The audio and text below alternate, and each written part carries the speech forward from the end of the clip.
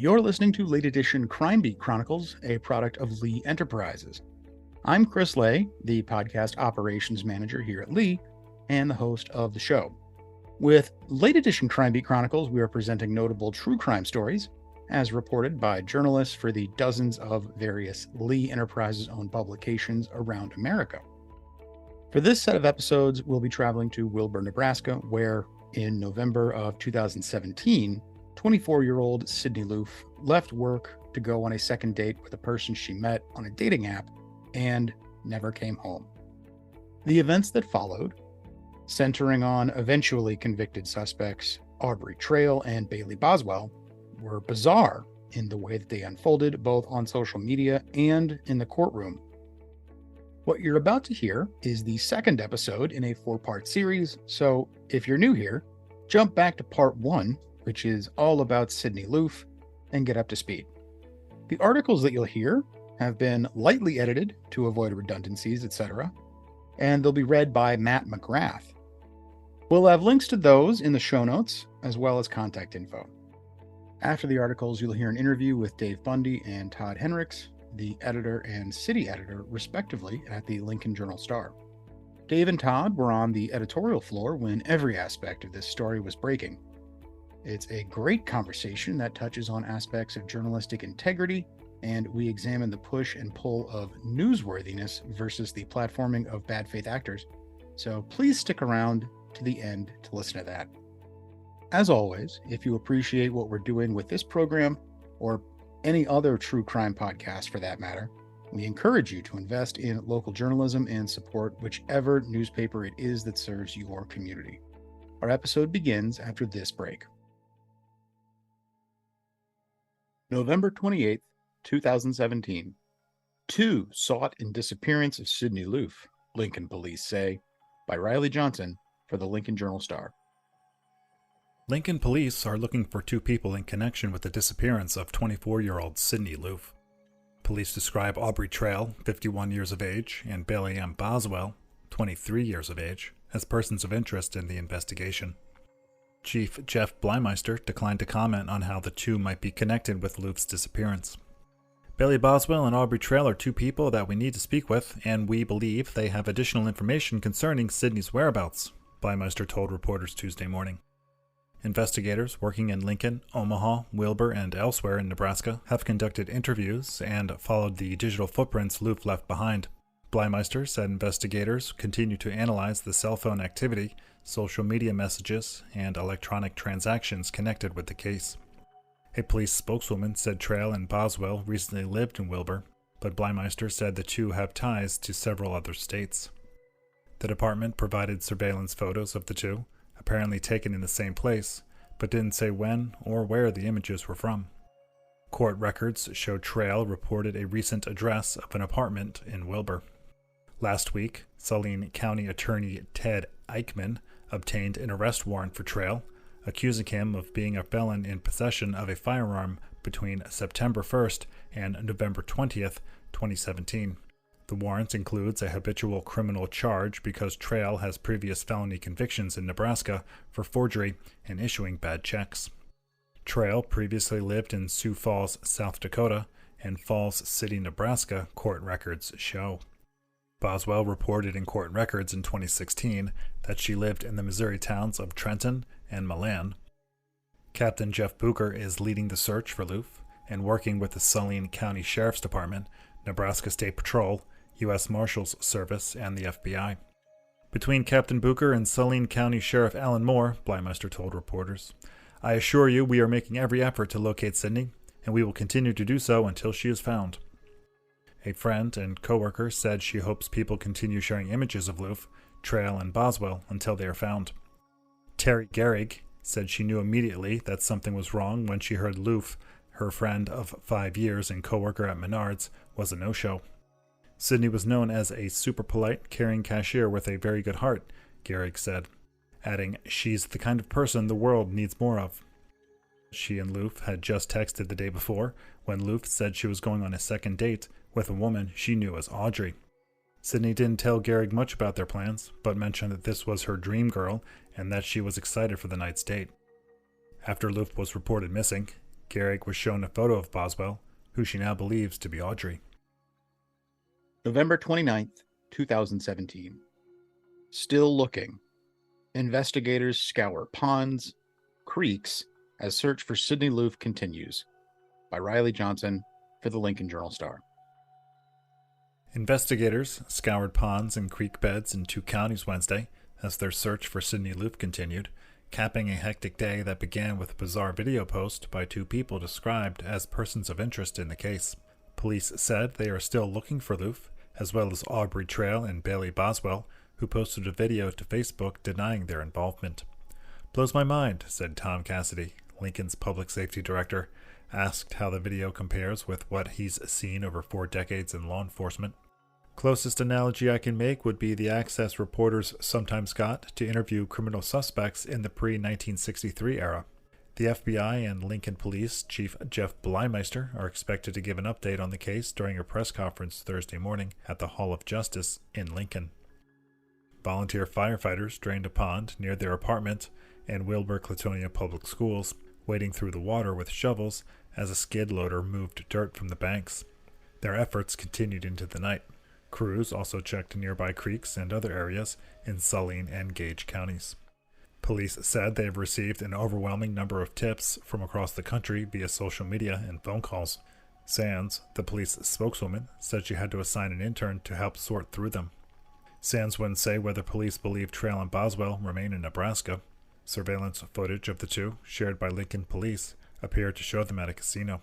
The woman in the Facebook video said she had made plans with Loofe to visit the casino after their last date. Both Trail and Boswell were known to Lincoln area antiques dealers. One said the pair picked up a paycheck November 15th, the same day Loofe was last seen. A manager at one dealer said Trail had been a customer for many years, coming and going infrequently, most recently about a month ago. Staff at another antiques mall said the pair rented several display cabinets to sell vintage glassware and toys beginning in June. People at the antiques malls asked not to be identified, citing concerns for the safety of their employees. Loofe's disappearance remained the focus of discussion Wednesday all over Wilber, a town of 1,800. A woman with binoculars watched from her front porch as firefighters checked the pond. Businesses across town had missing person signs posted in their windows, including one on the door of Casey's convenience store. Inside the Wilber meat market, the Facebook video drove conversation, and the TV was tuned to the Lincoln News. "It actually makes you sick thinking that an innocent person, a life, is in jeopardy," said owner Terry Heineck. "I hope they find her safe, and the answer is elsewhere." November 29th, 2017. Investigators scouring Saline, Gage. Persons of interest in Sydney Loofe disappearance deny involvement. By Riley Johnson for the Lincoln Journal-Star. 2 people, identifying themselves as the persons of interest in the case of Sydney Loofe's disappearance, have posted a video denying their involvement in her disappearance. "They're chasing us around like dogs," a man who identified himself as Trail says in the video, which was shared on the Finding Sydney Loofe Facebook page Wednesday morning. The video, which was removed after about 2 hours but has since been posted on YouTube, shows a man and a woman who identifies herself as Boswell sitting inside a vehicle. "Investigators are analyzing the video, and it's too early for us to provide a statement," a Lincoln police spokeswoman said. "We are still looking for both of them, and they have not turned themselves in," Officer Angela Sands said. In the video, the man says he and Boswell tried reaching out to police in the days following Loofe's disappearance, but that police didn't return their calls. "As far as I know, I'm not wanted for anything. I'm a person of interest, and I'm not really running from anything," the man says. "This has pretty much cost me my life. I pray for Sydney. I hope she's found soon. I wish the family the best. I'm sorry that she wasn't with you on Thanksgiving." The woman says she went on dates with Loofe in the days before her disappearance, but last saw her after dropping her off at a friend's house. Trail's basement apartment in Wilber is just across a chain-link fence from Wilber Clatonia Public Schools. Superintendent Ray Collins said law enforcement has had a heavy presence in the area since soon after Loofe's disappearance. Investigators searched the apartment Tuesday, Collins said. November 30th, 2017. Sydney Loofe disappearance. Father pleads for help in search as investigators try to question persons of interest. By Lori Pilger and Riley Johnson for the Lincoln Journal-Star. Sydney Loofe's father gave an impassioned plea for help finding her Thursday, moments after law enforcement apprehended 2 people they described as persons of interest in her disappearance. "In my opinion, someone knows something," George Loofe told reporters during a news conference in the Hall of Justice in Lincoln. "Please do the right thing."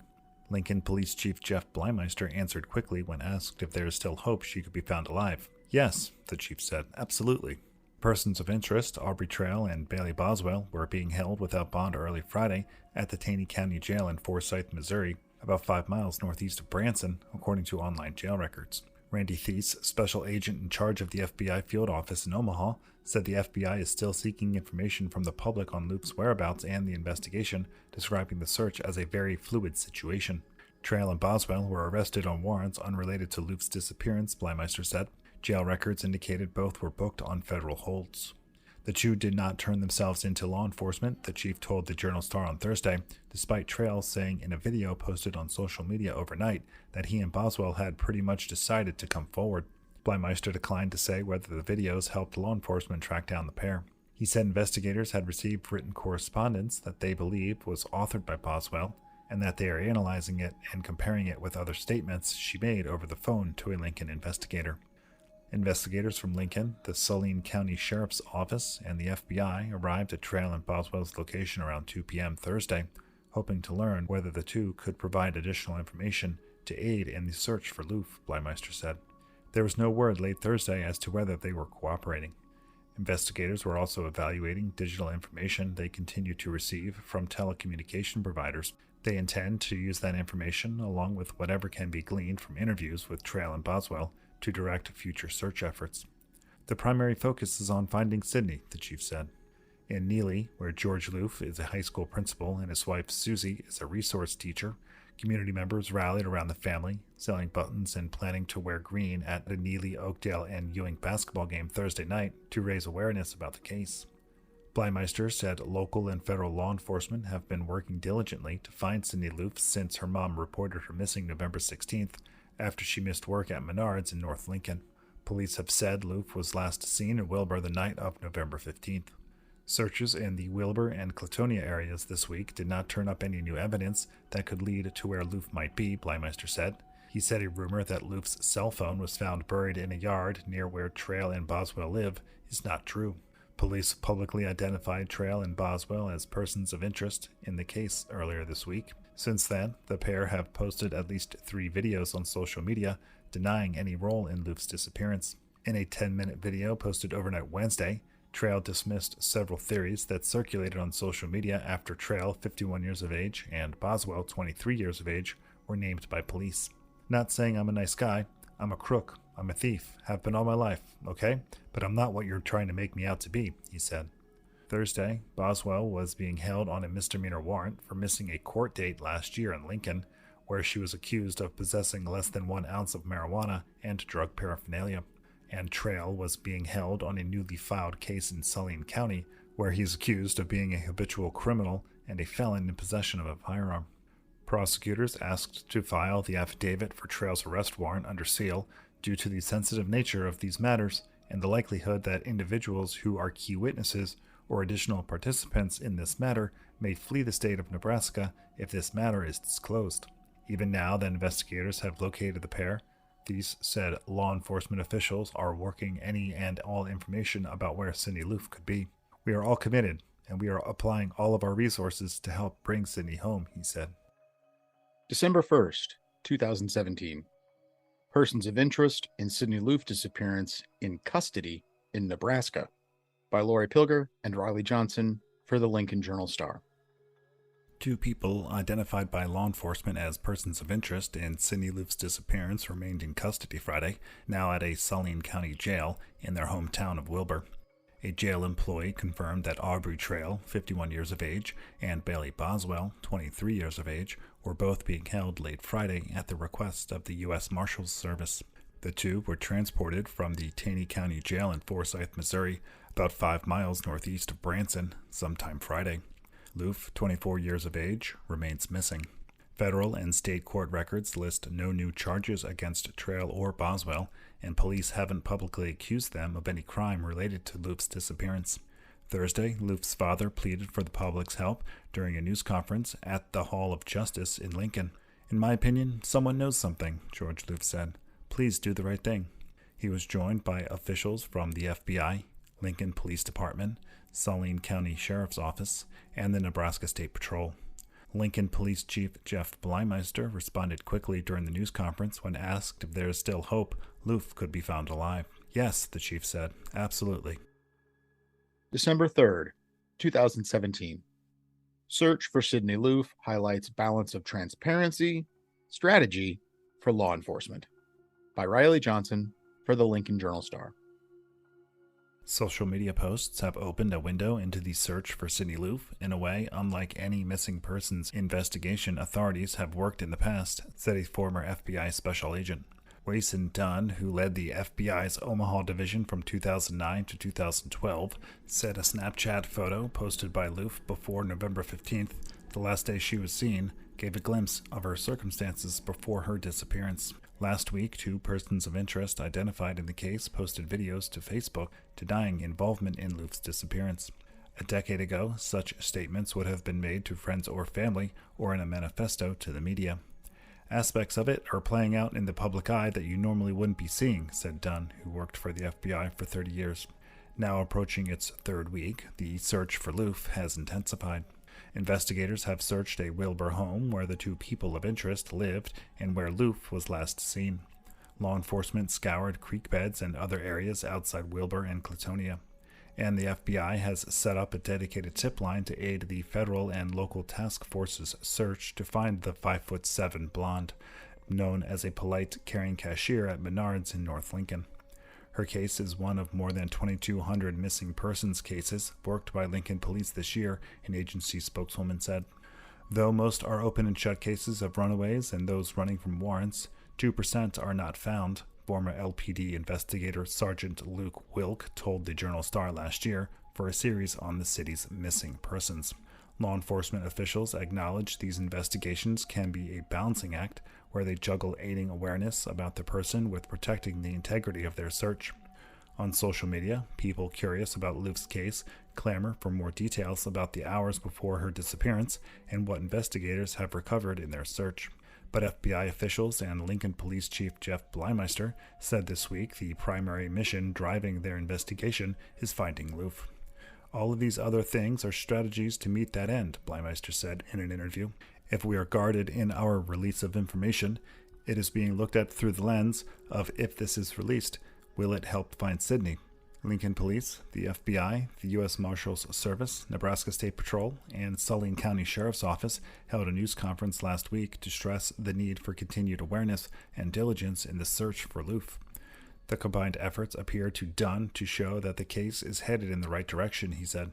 "It indicates this investigation is being pursued appropriately and aggressively," he said. FBI investigators don't often get involved in missing persons cases, but will extend the agency's support in certain cases, he said. The agency gets involved immediately in kidnappings where there is a belief the suspect and victim may have crossed state lines because of its nationwide jurisdiction, he said. FBI agents monitor other kidnappings where evidence of interstate travel is not known, he said.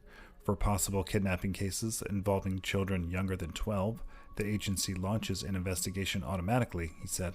When the FBI joins a missing persons investigation, it brings a host of resources, including its forensic evidence analysts, its specialized computer analysts, and behavioral analysts often known for their profiles that help guide investigators, he said. The FBI brings the ability to cover the entire world, Dunn said.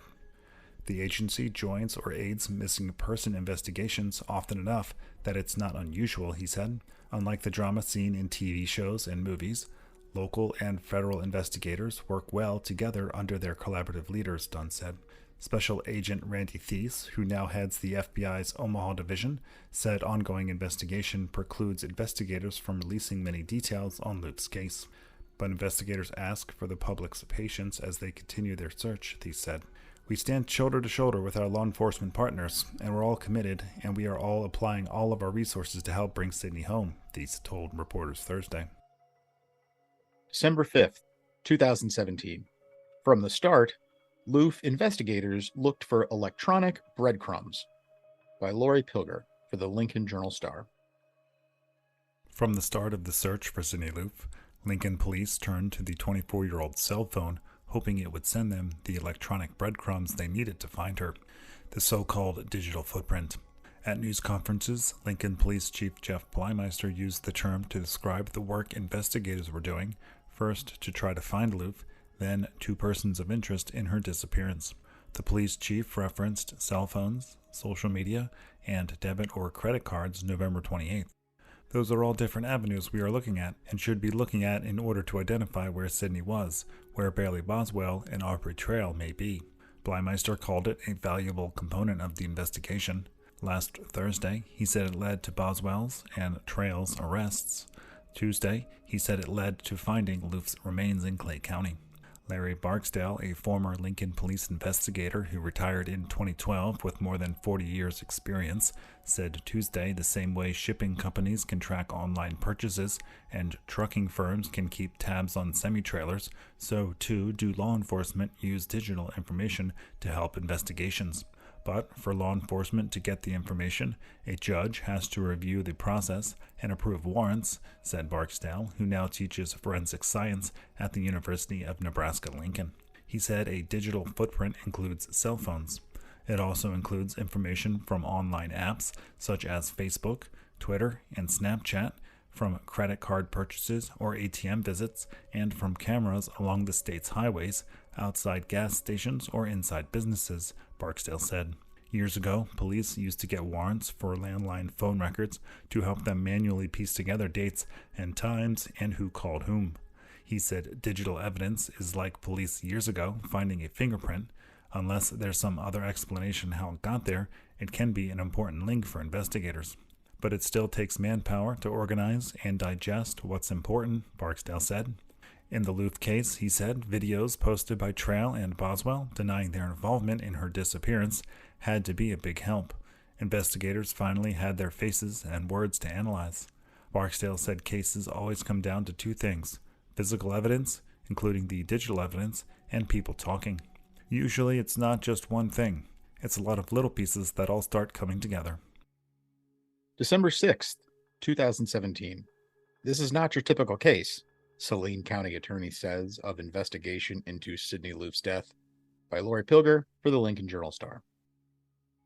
A week after federal officers arrested two people in connection to the disappearance of a 24-year-old Lincoln woman found dead Monday in rural Clay County, the two have yet to be charged or brought before a judge. This is not your typical case, Saline County Attorney Tad Eichmann said Wednesday. He said Aubrey Trail and Bailey Boswell both are being held in the jail in Wilber on a federal person of interest warrant in the disappearance of Sydney Loofe, who was last seen November 15th after going on a date with Boswell, who she met through the dating app Tinder. Trail, 51 years of age, and Boswell, 23 years of age, lived in Wilber but left town after Loofe went missing. Federal officers arrested them November 30th in the Branson, Missouri area. 4 days later, on Monday, searches in the Clay County found Loofe's body. Investigators are working diligently on putting a picture together to determine what happened and who was behind it. That's the biggest part we're working on right now, Pullen said. In Wilber, Eichmann said he's waiting for the entire investigative process to progress some more. Last month, he charged Trail, a convicted felon and alleged habitual criminal, with illegally possessing a firearm on or between September 1st and November 20th.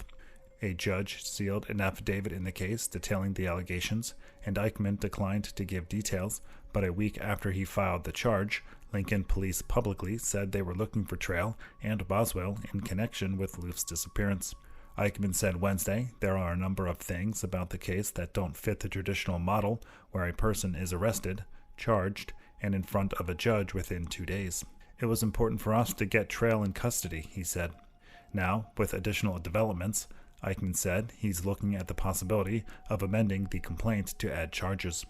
As for the warrant on the gun charge, Trail hasn't yet been served with the warrant or given a date to appear on the charge, he said. Similarly, Lincoln City Attorney Jeff Kirkpatrick said he hasn't made any efforts to bring Boswell back to Lincoln, where she's wanted for failing to appear last year on 2 infractions for possession of drug paraphernalia and less than 1 ounce of marijuana. If Boswell satisfies investigators that she's no longer a person of interest and is released from Saline County, Only then might she be brought back to Lincoln.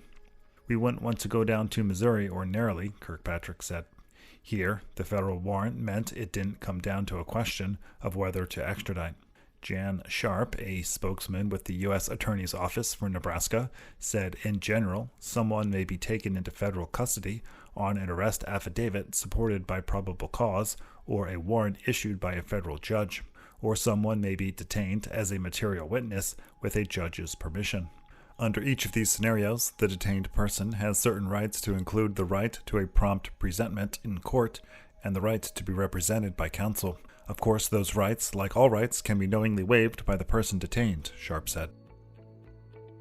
Well, thank you to Matt McGrath for reading those articles that you just heard, and we'll have links to them in the show notes. Now, after this quick break, you'll hear the interview that I recorded last week with Dave Bundy and Todd Henricks of the Lincoln Journal-Star.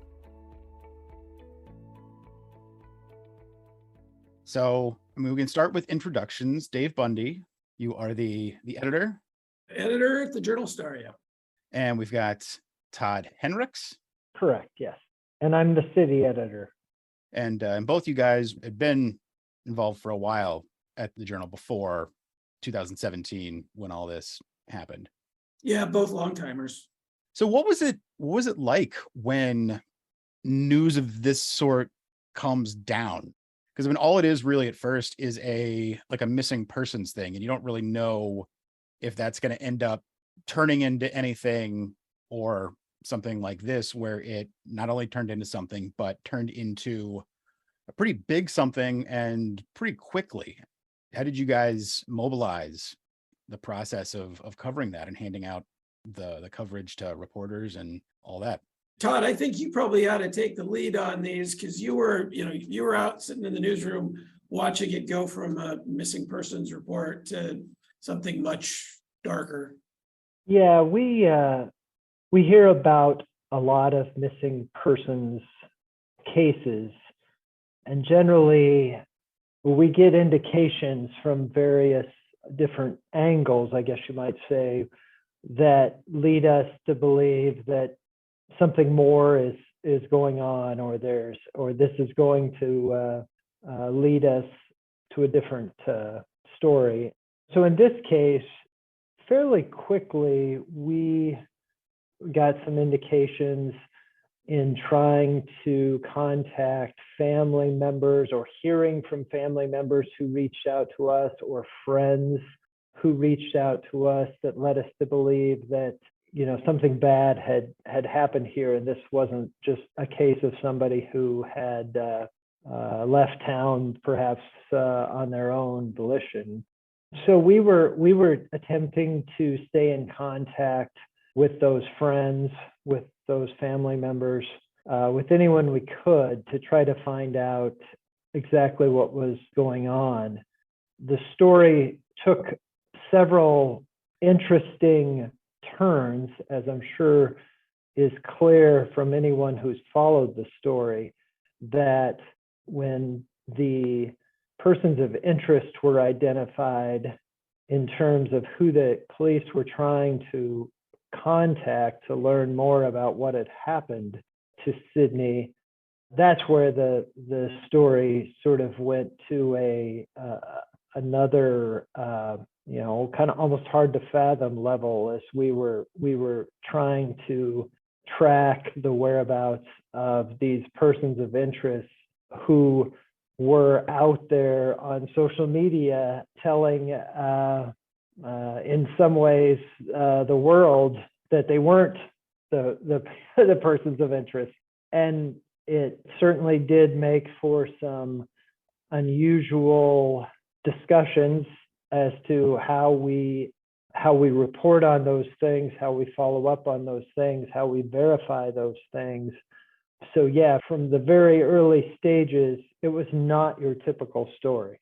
One of the things that struck me, from a distance, as the editor, I got an office off to the side, but I've become adept at eavesdropping. And the first phone calls from Aubrey Trail, really got everybody's attention. In a newsroom, you overhear your neighbor in the next cubicle, and people collaborate on stories informally. They'll just throw out a question to the room. And in this case, this was a story that everybody in the newsroom was listening to play out. And when Aubrey Trail called, everybody else gets kind of quiet and listens to the reporter's end of what's going on. And it was just an unusual and emotional story. And any missing persons thing is it's something that creates some buzz. I mean, if it goes beyond those first few hours, it's when most of them get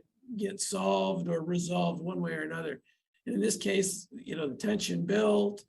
We had contact with a person of interest, and it just people in the newsroom, everybody was kind of paying attention to it. It elevated the story just in terms of everybody's interest. And newsrooms are full of people who can be jaded. I mean, we listen to stories about bad things happening to people all the time, but it's rare that you get the kind of window that our folks did on this story as it happened.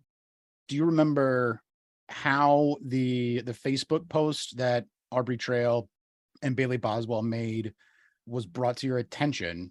And then follow up to that would be, what was the time frame, I guess, between that being posted and them being announced as persons of interest, then starting to call in, or I guess Trail specifically? Did you guys have any conversations with Boswell, or was it just Trail? Aubrey was, I believe, the only person who contacted us.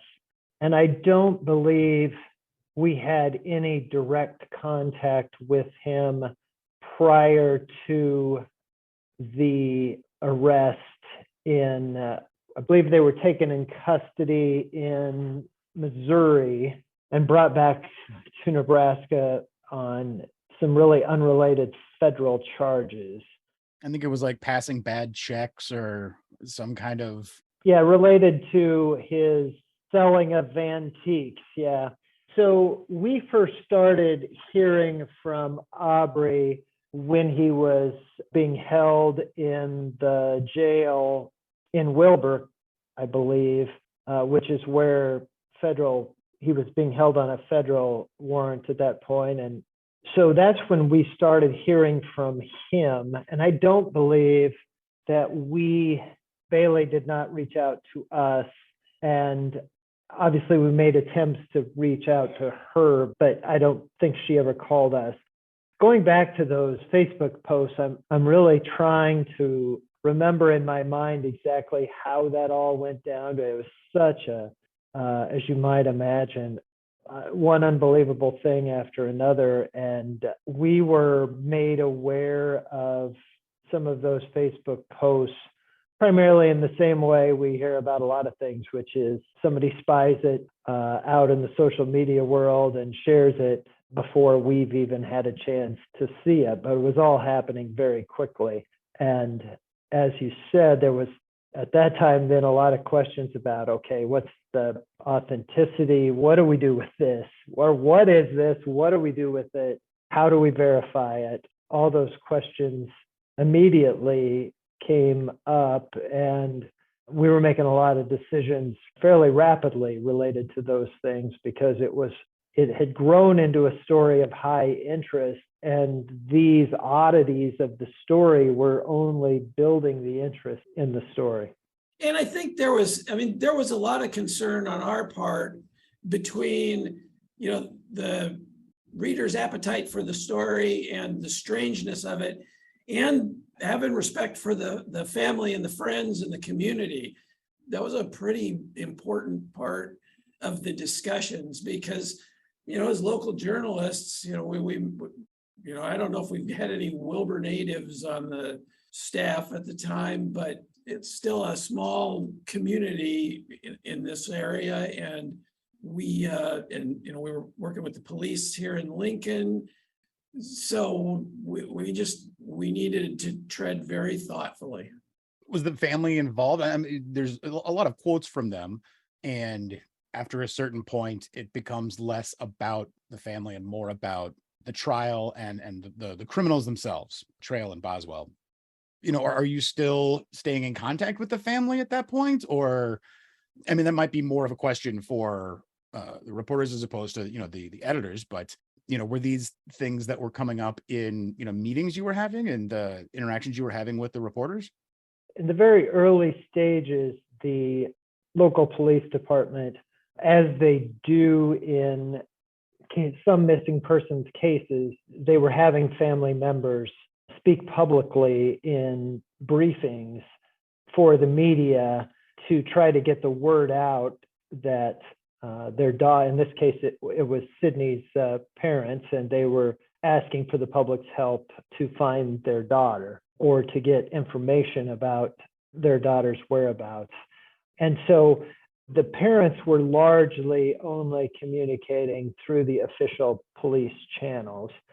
We did have some contact with friends and family members who we were talking to independent from those briefings in our attempt to try to learn more about Sydney and to be able to share her story, but also to give readers or to help in the process of trying to find out what happened to her, because at that point, none of this was immediately clear.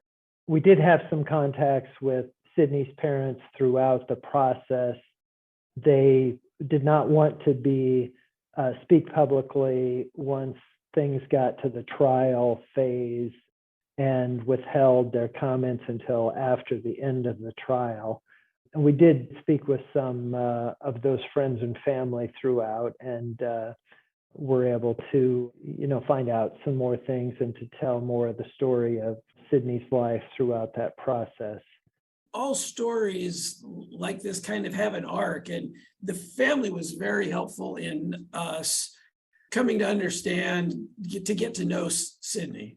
And then I think it was fairly natural at a certain point. You had particularly Aubrey Trail, but he talked a lot and was he was a hard presence to ignore. Bailey Boswell stayed kind of a bit more of a mystery, but at a certain point, they were going to become kind of the central figures in this.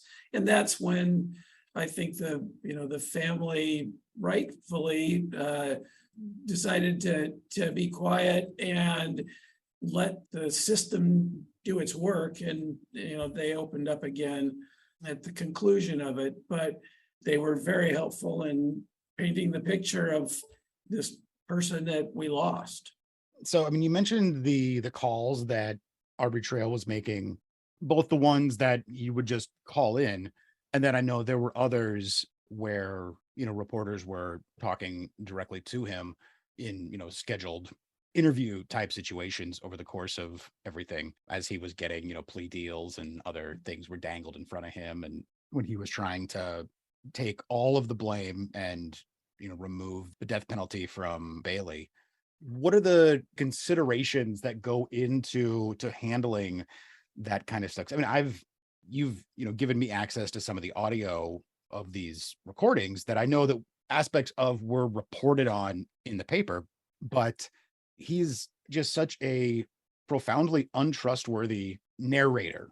And at no point did it seem like he really was trying to give any kind of closure or had that information, even though he clearly was there. So how do you balance what to cover and what to not treat as newsworthy? Because there is obviously an aspect of it that's newsworthy, but there's a lot of it that's just hot air. Yeah, I would say the majority of the phone calls that we received, well, speaking specifically about the phone calls we received from Aubrey, all of them were unscheduled and spontaneous. And as a result, we knew that everything he was telling us was pretty much on his terms, and that he had an agenda. Well, he wasn't calling us just to shoot the breeze. He was calling us with for some reason. And we of course were not going to not talk to him. It certainly was important for us to have an opportunity to hear from him, and I think in the process, we learned some things about him that we might not have otherwise known or would not have known until the court case fully developed. But we were very leery in how we told our readers that he was contacting us, let alone what he was telling us and why he was telling it, because as you said, there's a lot of question surrounding the validity of what he was telling us, and certainly it was all on his agenda. In some cases, he was willing to be questioned or have questions bounced back off of him.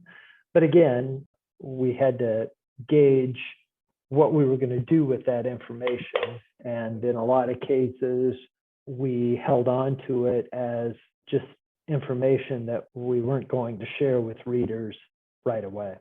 Have either of you experienced something like this in your, years as journalists and, in the industry, of a perpetrator or convicted criminal or someone on trial attempting to use the media and, kind of play certain establishments off of each other to a degree? Is that at all anything that you've encountered in the past? I think we're far more used to people hiding from our reporters than seeking them out. So yeah, in that respect, this was a really unusual circumstance. And, Todd, I can't remember, we were having original conversations with him. I don't recall whether law enforcement ever reached out to us to ask about any recordings we have. I know that they've done that in some other cases, but I don't recall dealing with that in this one. He probably talked all he needed to them too. So I think as we went along, we did learn that he was the same kind of person talking to us as he was talking to them.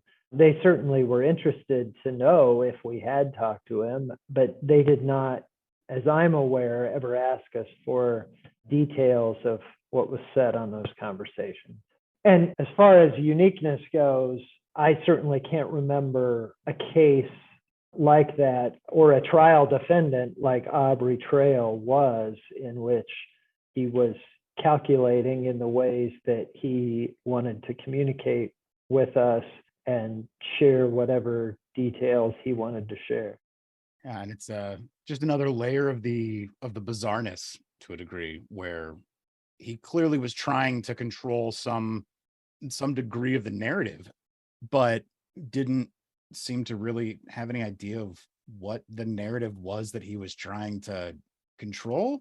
I think, when it ends in a death penalty, he obviously didn't really manipulate us or the system the way he might have intended. It sounds like once the sentencing was starting to come down, it was basically him just trying to get as minimal a sentence as possible for Bailey and take all of it on him. To the point where, I know he's basically said after the fact that he just wishes that he could be put to death as soon as possible and not, exist in the system any longer than he needs to, which is a whole other conversation about the triggering appeals and the legal aspects of it. And the fact that we have no drugs to execute someone with either. So yeah. And the question we were asking throughout, was how much of this was Aubrey Trail wanting to be in the news, wanting to get attention, draw attention,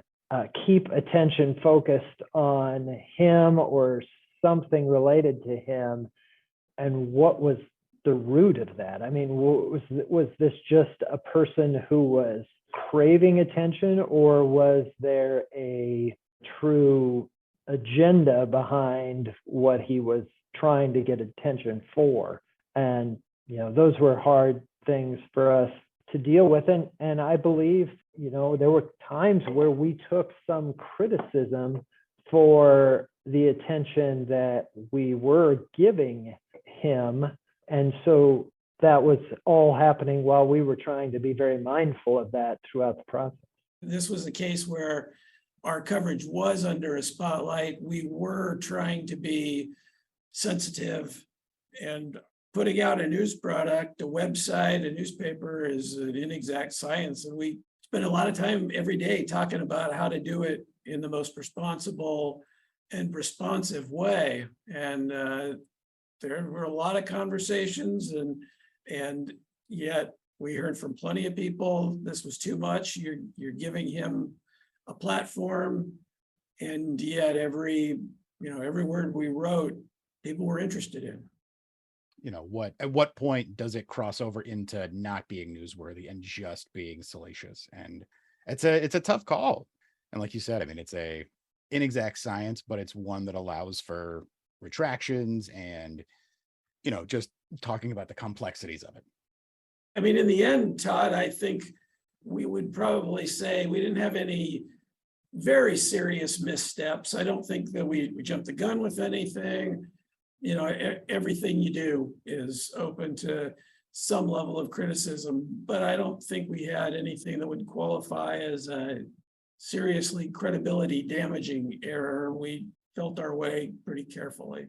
I don't think in any cases we were caught off guard by the criticism. We knew that there was going to be that. We also felt comfortable with the way we had handled the story to that point and felt like we had properly handled the story. But it was a new one. I mean, certainly for us as editors, it was new territory. For the reporters, it was very new territory. And for them, it was very unsettling. And, we were trying to make sure they were comfortable with the situations they were being put into, which was to take these phone calls and have these conversations with Aubrey, while at the same time trying to communicate with family of Sydney and balance all of that and be fair in their reporting. It was a big load on them, and we certainly recognized that throughout the process. Thinking about it from the standpoint of Riley Johnson or Lori Pilger, they're covering other stories as well. Both of them had other court cases, daily rounds to check up on, brief stories, other parts of their beats to cover. And you're sitting at your desk working on another story, focused on that, and all of a sudden your phone rings and it's a suspect in a first-degree murder case calling you from jail. It's a dramatic moment, and you got to be on really fast. And that's it was to both of their credits. They managed to get through that. Yeah, I mean, I can remember taking a couple of those calls because what Aubrey would do is he would try their personal lines or their personal lines first. If he didn't get an answer there, he would call the main newsroom line and then ask for one of them. And I think I probably answered 2 or 3 of those. You learn to recognize his voice fairly quickly in the process, but then it would be a case of trying to identify, okay, is somebody here in the newsroom available to take that call? So yeah, it was, like you said, and we've never gone through anything quite like it. I mean, hopefully you won't have to go through something like that for again. Thank you, Dave. Thank you, Todd, for your time and all the work you guys put in over there. Well, thank you, Chris. Talk to you later. Hey, Chris. Well, that's it for this episode. And thank you so much for listening. But make sure that you're subscribed on your podcast player of choice, because we'll be back next week with reports from the trials of Aubrey Trail and Bailey Boswell, which, even though they did end with convictions, arguably created more questions than they answered. We'll have links in the show notes to all the articles that we talked about, along with contact info. Late Edition Crime Beat Chronicles, a product of Lee Enterprises, is produced, recorded, edited, and hosted by myself, Chris Lay, with articles read and recorded by Matt McGrath. As always, if you appreciate what we're doing with this program, or, like I said, literally any other true crime podcast that you might listen to, we encourage you to invest in local journalism and support whichever newspaper it is that serves your community. Thanks so much for listening, and we'll be back next week.